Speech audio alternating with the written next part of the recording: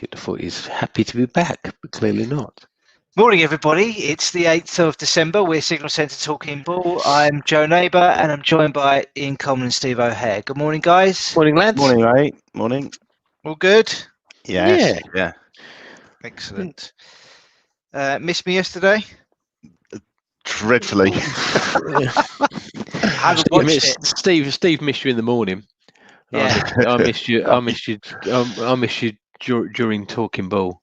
Yeah, drowning in signals yesterday, were we again?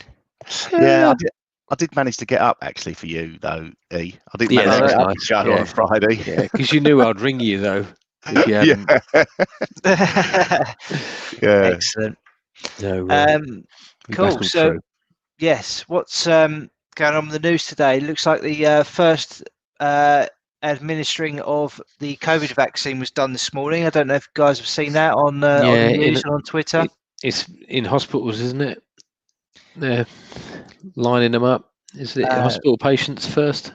I'm not sure. I just saw a picture of a woman in a Christmas jumper with a sleeve rolled up, getting jabbed in the arm. So lovely. Hopefully that is she's at the front of the queue. Beginning of the end, and we can start going back to some sort of normality over the coming months. Let's hope. Fingers crossed. That would be nice. Aside from that, we've got the Brexit thing ongoing, which is all very boring. We've got Boris Johnson popping over to Brussels for crisis talks, yet again crisis talks with Ursula von der Leyen in an attempt to break the deadlock in the negotiations. There was an announcement last night which said that they're still 4 miles apart on getting a deal done. It seems like there's willing on both ends, but they're not getting it done. So I think it's getting more and more unlikely, isn't it? Especially when you watch sort of Sky News and BBC. I think it's at the point of no return now. So Johnson threatened it months ago, talking about the no deal, and maybe that's the route he's purposely dragging it down to for us to crash out, which would be painful. Is it 31st of December? Is that the hard date? I believe so. Yeah. I think that we are leaving regardless, aren't we, on the 31st? Yeah. That's what all the all the signs say, don't they? The motorways and everywhere else. So yeah, not great. I mean, Europe are also fighting a battle with Hungary and Poland still about their veto over the European Union's jointly financed stimulus plan. So they're fighting fires on 2 fronts at the moment. It's a bit of a downbeat session on equities yesterday. There was weakness across the Japanese, Chinese and Hong Kong stocks. The ASX providing some support with a moderate gain. But overall, the indices seem to be still very elevated, but not really going anywhere fast. No. What's going on with the indices, Steve, or the metals? Have you got any charts to show us this morning? Yeah, a couple of interesting things. Maybe I'll start with gold, just to sort of like throw everyone. Everyone's so excited. Obviously, we had this. We can go back to the weekly chart. This was the weekly chart, and the level we highlighted at 1848, which provided support on a number of occasions, and finally broke through 2 weeks ago now.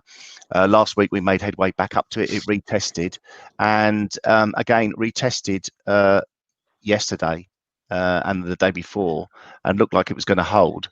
But we've jumped up yesterday, and it's pushed higher.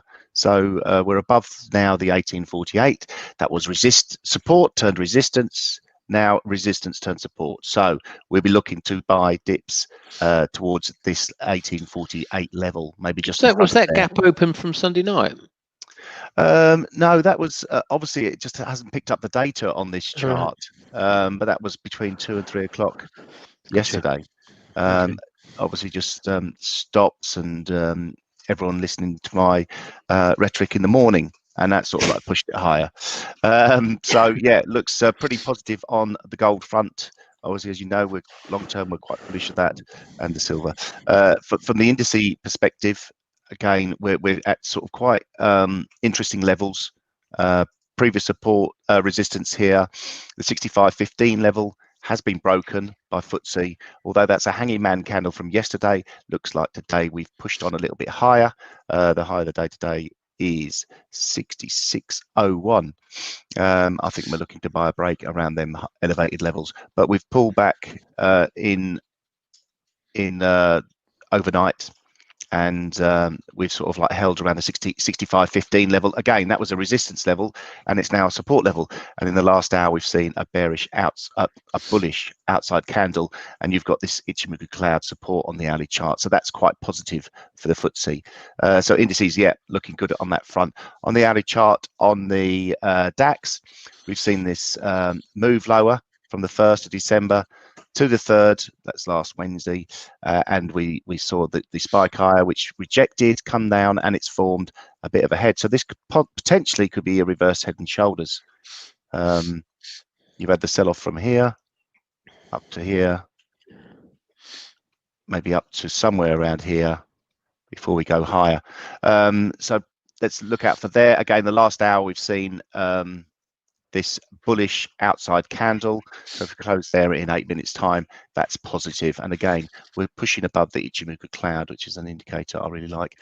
You're clearly boring Joe, because he's buggered off twice. So the dog's getting on my nerves. So yeah, and if we hop across the pond, obviously the Nasdaq, we've been talking about this level for a long time, and we've finally pushed above it. So all-time highs in the Nasdaq again, same old, but we're above the previous resistance level, highlighted at 12,466. We're about 120 ticks higher than that, so that's looking positive. And if we look to the daily chart, we can see 1, 2, 3, 4, 5, 6, 7, 8 sort of like positive day. Even that day is only mildly negative. So we've had a really decent run. It seems to have ground higher more than sort of like ran away with it. So it's a bit more of a sustained push higher. We're getting, the momentum is slowing, so we are getting some divergence there. Have a look at the 4-hour chart maybe to highlight it a bit more.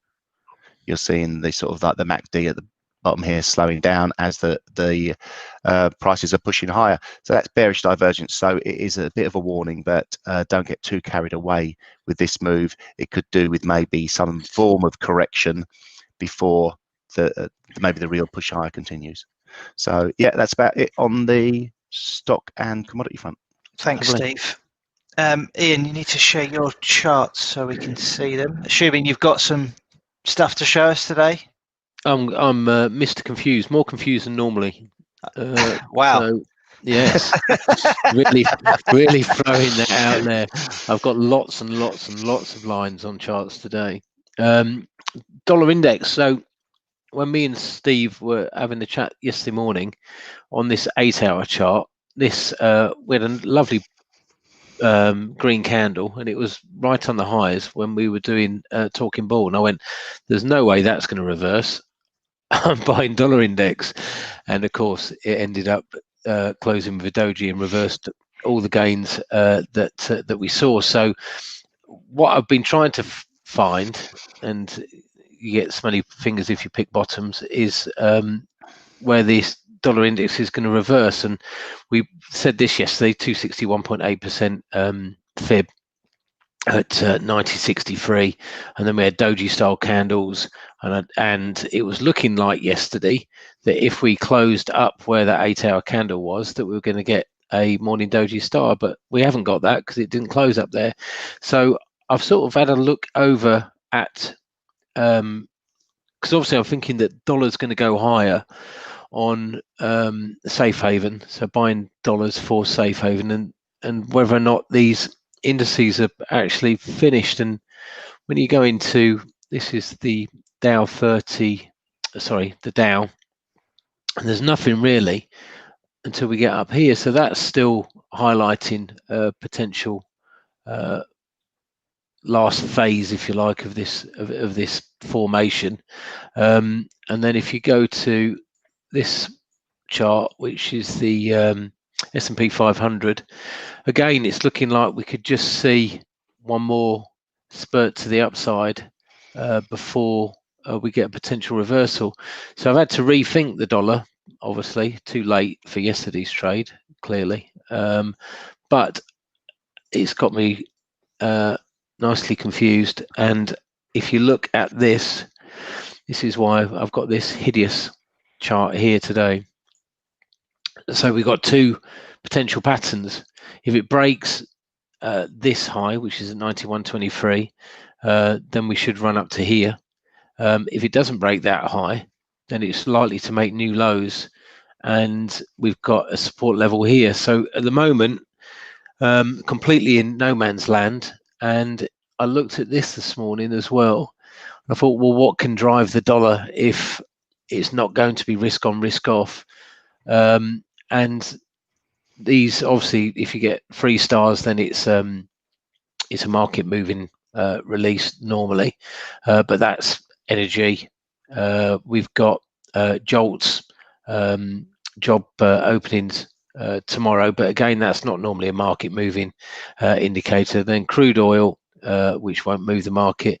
So nothing really until Thursday, where we get core CPI, which is inflationary figure, and initial jobless claims. I mean, both of those have got potential to move the market, and then PPI, which is producer price index on Friday. So later on in the week, there's event risk, I suppose, for the dollar, but not really now.